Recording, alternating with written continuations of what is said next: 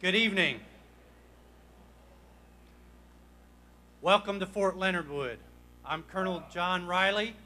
I am the Operations and Training Officer for Fort Leonard Wood and the Maneuver Support Center of Excellence. But more importantly for this evening, I'm a football coach in the local community, and I'm also a Cub Scout leader.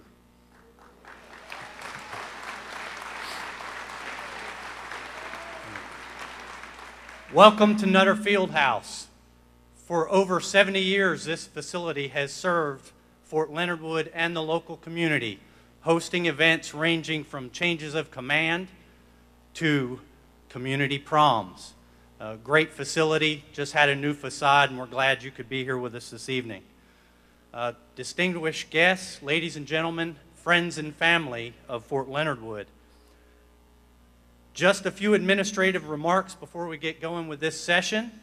I want to point out the restrooms to my right, to your left rear, the ladies' room and the gentlemen's restroom closer to the doors. We also have water fountains located by the restrooms and also one up here towards the front of the building. If you should happen to have or see a medical emergency, we have personnel available that can respond if something happens, so please get our attention, stop what we're doing, and we'll take care of that. And without any further ado, we're going to present a very recently approved Fort Leonard Wood command video.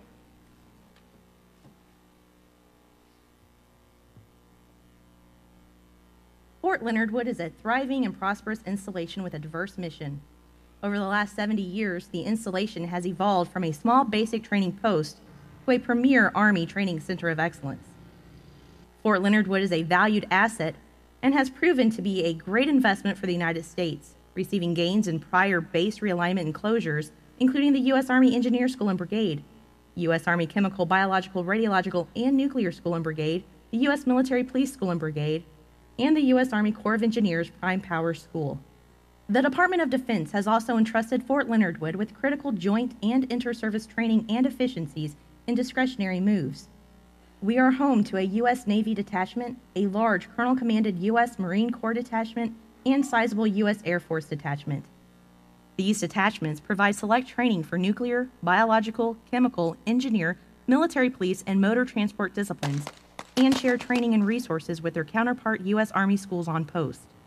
All DoD training for earth-moving, motor transportation, civil support, and chemical, biological, radiological, and nuclear first responders happens at Fort Leonard Wood. We are home to a large international student detachment and the DoD's Humanitarian Demining Training Center. Fort Leonard Wood is also home to the 102nd U.S. Army Reserve Training Division, which oversees all chemical, engineer, and military police reserve training across the country and is commanded by a U.S. Army Reserve's Brigadier General. In total, Fort Leonard Wood provides training and education for nearly 100,000 soldiers, sailors, airmen, Marines, and civilians each year, including nearly 14,000 service members from more than 120 U.S. Army Reserve and National Guard units. As a training and doctrine command unit, Fort Leonard Wood has these core functions for its 3 schools and proponent areas: initial military training, leader development, education, lessons learned, doctrine, training development, training support, functional training, concepts development, requirements determination, and capabilities integration. Fort Leonard Wood has a large basic combat training mission, having one of 4 reception battalions in the Army, having one of 2 Army gender integrated reception sites, where we receive 42% of the women joining the Army, and providing basic combat training to 1 in 5 new soldiers entering the Army, are just a few reasons why our mission is critical for the nation. Fort Leonard Wood is also home to the Army's most occupationally large and diverse non-commissioned officers academy, covering 19 military occupational specialties. We also have oversight of the Lind NCO Academy at Joint Base Lewis McChord and the Krekel NCO Academy at Fort Campbell. Other off-site units which we command and control include inter-service or joint advanced individual training for engineer and military police occupational specialties. In addition to being a premier training center with 3 training brigades, Fort Leonard Wood is home to numerous deployable forces command units, including the 4th Maneuver Enhancement Brigade, which oversees 4 battalions composed of 24 companies and 3 teams, representing engineer, military police, and support functions. The Maneuver Enhancement Brigade is the Army's brigade of choice to support and defend the homeland in any type of disaster situation. Employing a highly professional and motivated workforce of more than 9,500 civilians that work for the Training and Doctrine Command, Installation Management Command, Medical Command, Network Enterprise Command, Army Material Command, Civilian Human Resources Agency, the United States Army Corps of Engineers, and other tenant activities in a variety of fields, Fort Leonard Wood is a leading employer for the community and region. In addition to our civilian workforce, each day we average 12,000 service members in training, 7,000 military permanent party, 13,000 military families, half of which live on post, and 55,000 retirees and their families in the greater region.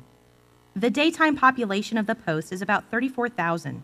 In addition, nearly 200,000 family members and friends attend their loved ones' graduations at Fort Leonard Wood each year. Fort Leonard Wood has an operating budget of approximately $470 million, which includes civilian salaries but does not include more than $680 million in military salaries. Impact aid to the Waynesville school system totals about $10 million, and 60% of military members who retire from Fort Leonard Wood stay in the area. Due to Fort Leonard Wood's mission growth, our military construction program has $454 million worth of projects underway or pending start this year, and the Army is investing $31 million in new family homes on post. So it's no surprise that Fort Leonard Wood was ranked third in Forbes' list of fastest-growing small towns in America.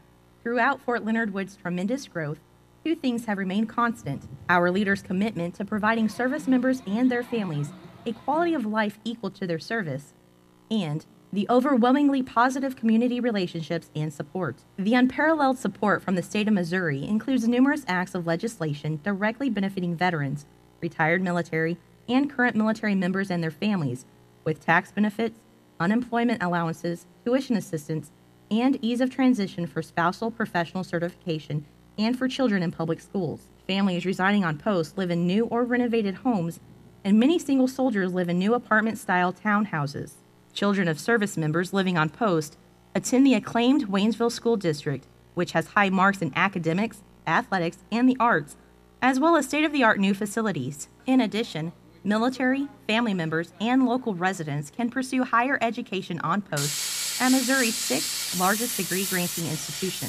Lastly, Fort Leonard Wood is highly engaged in and has numerous initiatives supporting the Army's energy strategy and sustainability goals. Fort Leonard Wood has no known encroachment, energy, water, or environmental issues to impede future progress. With everything Fort Leonard Wood has to offer, from our inter-service chemical, engineer, military police, and motor transportation missions supporting national security, to our quality of life and capacity in infrastructure, facilities, and land with no known environmental or encroachment issues, to our inexpensive and military-friendly state and communities, it's not surprising that more and more service members, families, and civilians are making Fort Leonard Wood their lifelong home.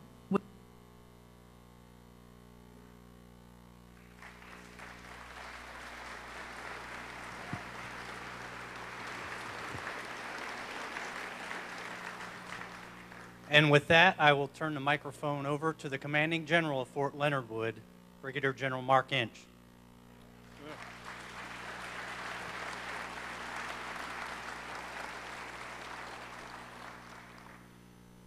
Well, thank you all for coming. Again, for those of you who don't know me, you might know me more as the Commandant of the Military Police School, but for about 57 days, I get the privilege of also being the Commandant General here.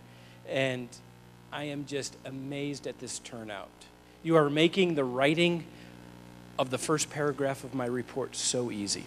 When I came through the door, of course, I got the list of everyone who's in attendance, from Representative Hartzler, through, of course, our civilian aides to the Secretary of the Army, through the leadership of this region, both in political, in education, and I'm amazed. And this is right for you to be here, and it really makes me feel good to see you here. I've actually had 2 tours on Army staff, and those of us who have worked on Army staff have pity for one office and one office only. It is the Force Management Office in the Army G3. That's the office that actually takes the approved budgets and translates that actually into the force structure, looking out 2 years to 7 years, to match what our nation needs and the priorities that have been established for the Department of Defense, and actually translate that into real units at real locations with real equipment, with the ability to do what our nation does. We actually have here tonight Lieutenant Colonel Tilson, who has been assigned to that office 3 times. She is an absolute expert in force management. And she's first going to help us understand, in a broad sense, the how that we come up with changes in force structure. We know that we are, the Army, the active duty force, is decreasing from 570,000 to 490,000. We know this. She's going to give us insights then on how the decisions are made by the senior Army leadership for where those cuts are taken. But the most important thing we're going to do tonight is hear your concerns. Now, I absolutely appreciate, Joe Driscoll, that you're sitting here somewhere. I've just lost you. There we go. I know he's here. Is going to help us as a community first communicate the major points of the concerns and listening. And what you present to us will go exactly into our report without a single change. I want that to happen first, because you might find, with all of you who have come for the different reasons you have chosen to come tonight, you might find that your concern is expressed. What I would ask, if your concern is expressed well within the presentation, is in the follow-on opportunities for individual conversations, and Colonel Riley will explain exactly how we do that. Let those who perhaps have a concern or an issue that they wish to bring up, something for us to take and make part of the report that is different than what has been shown, maybe have those folks go first, because there perhaps isn't that much value in 5 people saying the same thing, because the presentation is going to go in exactly as written. So I assure you with that, and since I'm the one who signs the report, rest assured we'll do it that way. But then we will, of course, go into the listening session, which is why this session is so important. In that session, if you're going to bring up an issue, we're also going to have paper out there to give you a chance to write it down as well. Even though I have 4 note takers, I want to make sure we get your concerns exactly right. So if you're going to speak, I'm hoping, almost an expectation, though none of you are under my orders, well, some of you out there are, is an expectation also just to write it down. So before you leave, we'll be able to collect that item up. Because tonight is all about good communication and getting what you wish us to hear translated all the way up to Army level, so it has an impact on this process. So with that, I am going to turn the mic over to our presenter from the Department of the Army, G3 Force Management.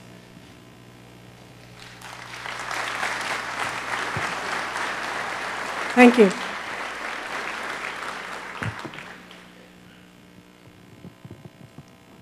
Thank you very much, sir.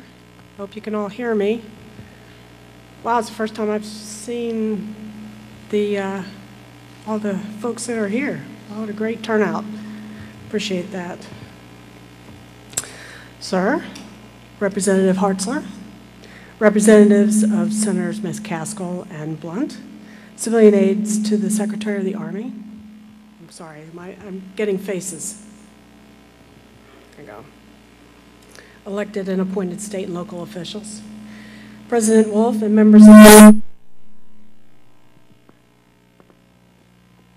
That wasn't supposed to happen. Okay. Now can you hear me? All right.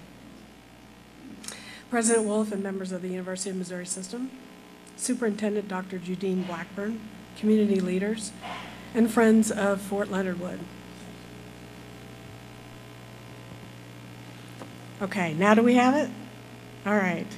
As General Lynch introduced me, I am Lieutenant Colonel Patricia Tilson. I am very happy to be here at Fort Leonard Wood. He didn't mention, but my basic branch is military police, and I have been in the Army in one way, shape, form, or fashion for 30 years now. So I have been doing this for quite a while. I am a force manager by trade now, and I really enjoy doing what I do. And I'm very happy to be here to represent the Secretary of the Army and the Chief of Staff of the Army. And I'm going to take you through the process of what it is that we're going to be doing with the drawdown of our Army today. Next slide, please. So as you can see, the purpose of today's session is to have me explain to you what it is that we're going to be doing.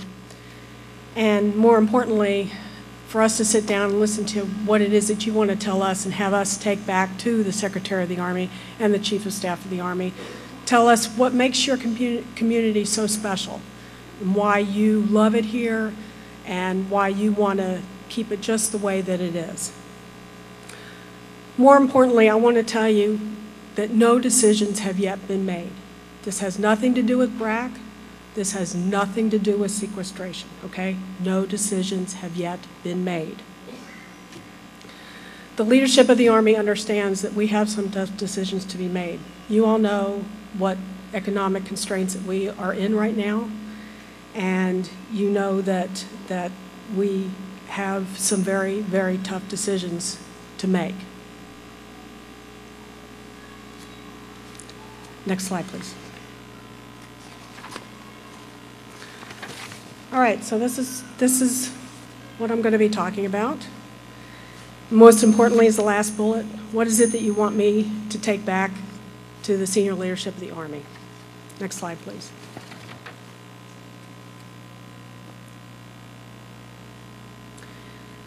As required by the DoD implementation of the Budget Control Act of 2011, and you know the new defense strategy that was announced in January of 2012, we have to reduce the end strength by 80,000 soldiers. And that means 8 BCTs. All right, so we have to take it from a peak of 570,000 soldiers that was in FY 2010 to 490,000 soldiers in FY 2017. Now keep in mind, that is still greater than what we had in FY 2001, which was 482,000. So again, we have to reduce 8 BCTs. Now we've already reduced we've taken 2 out of Europe, and we've taken 10,000 soldiers out of Korea. So the remaining soldiers have to come out of the force structure in the United States. So we're here doing these sessions in all of the 30 posts that have 5,000 combined soldiers and civilians in the United States, Alaska, and Hawaii. And so this is the final one that we're doing, and we're going to take all of the information that we have assembled from all of these sessions, and we're going to, I'm going to take you through the process, and then we'll figure out how we're going to best take down that structure while still maintaining the best readiness that we can. Next slide, please.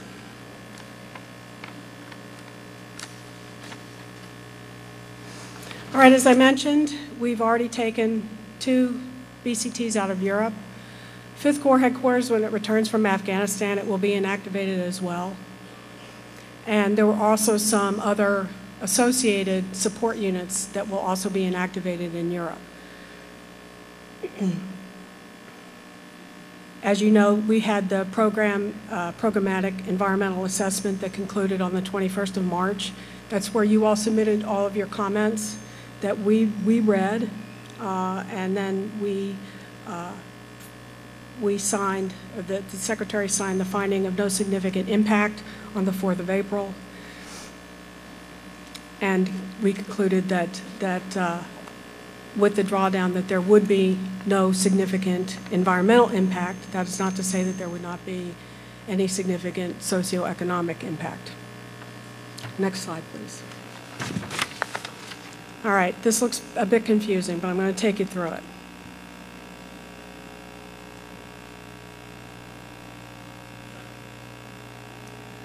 Okay, we received a force structure guidance back at the beginning of the year, the Budget Control Act, 2011. Let's do it this way.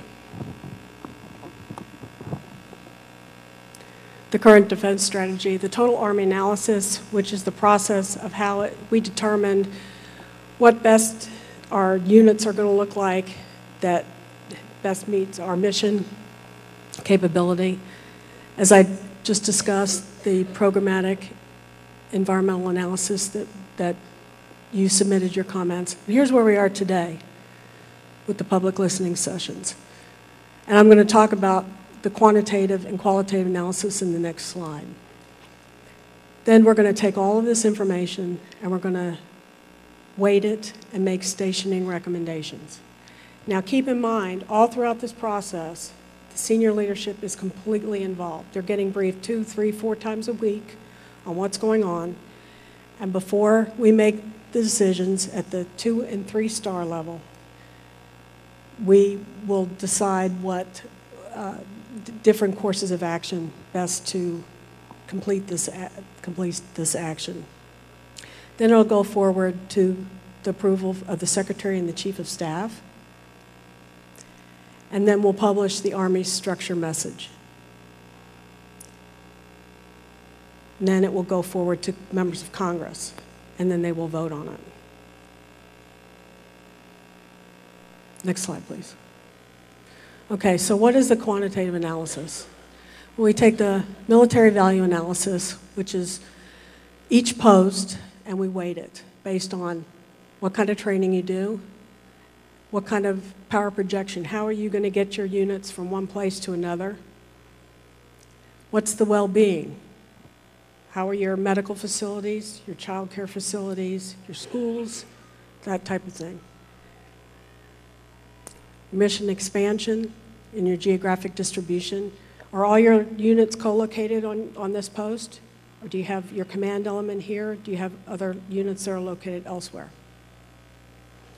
And you have your qualitative analysis, your strategic considerations, your cost of your military construction.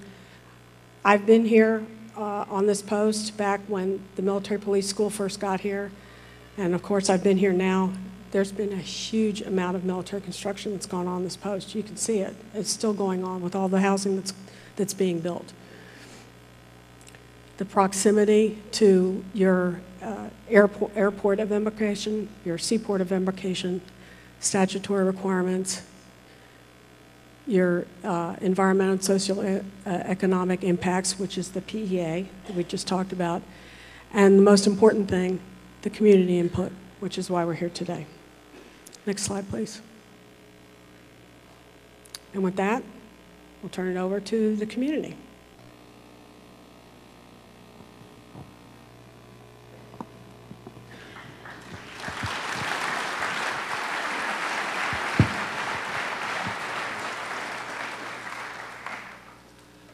Okay, for the community input session, as General Lynch already mentioned, Mr. Driscoll is going to come up and he's going to provide the briefing that our community has put together.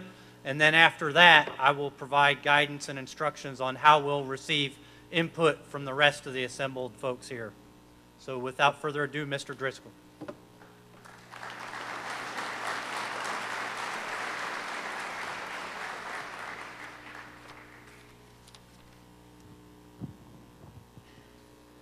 Brigadier General Inch, Colonel Riley, Lieutenant Colonel Tilson, figure out where everybody went here. Here we are. Thank you very much. I appreciate it. And to everyone from the greater Fort Leonard Wood community, good to see everyone here. I think the room is almost full. Let's give ourselves a hand.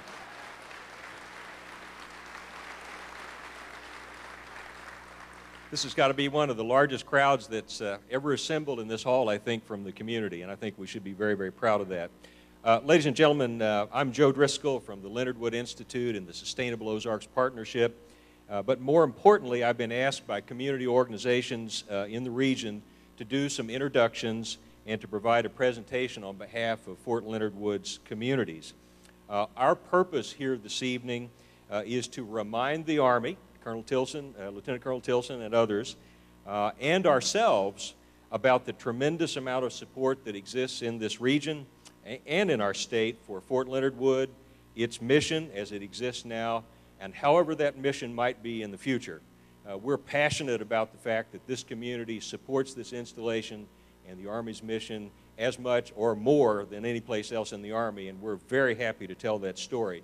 General Inch, your command brief this evening was just tremendous. I'd not seen that before, and I have to say it tells Fort Leonard Wood's story well, and I think what our task is, all of us here this evening, is to tell Fort Leonard Wood community's story in a complimentary fashion for your address. So that's our purpose this evening, and let me mention one last thing before I introduce our eminent speaker here. We have a theme in our presentation tonight that I think probably does a good job in describing what we think about our role in our nation's defense, and that is enduring support for national defense in America's heartland. I'll tell you more about why we chose those words here in just a few moments, but I think they really do describe us, and I think do describe our community message here this evening. Well, without further ado, I have the great pleasure to introduce our first speaker this evening, who's taking time off from being in Washington. She is the Honorable Vicki Hartzler, our U.S. Representative from the 4th Congressional District, and she's here to give us some remarks. Congresswoman Hartzler. Good to see you. Thank you, Joe. Thank you. Wow, this is fantastic. And you know what? Some of us on the front while we're talking, maybe we should give these presentations from up on the stage. Would you think that might be helpful? We could see, okay. See if that's, yeah, this works up here. Oh my goodness, this way I can see everybody better. Congratulations for coming, and thank you. Thank you so much for being here. I think this certainly shows the tremendous amount of support that this community has for Fort Leonard Wood and how we understand how vital every mission is here. And we are so proud to be able to share with the Lieutenant Colonel tonight and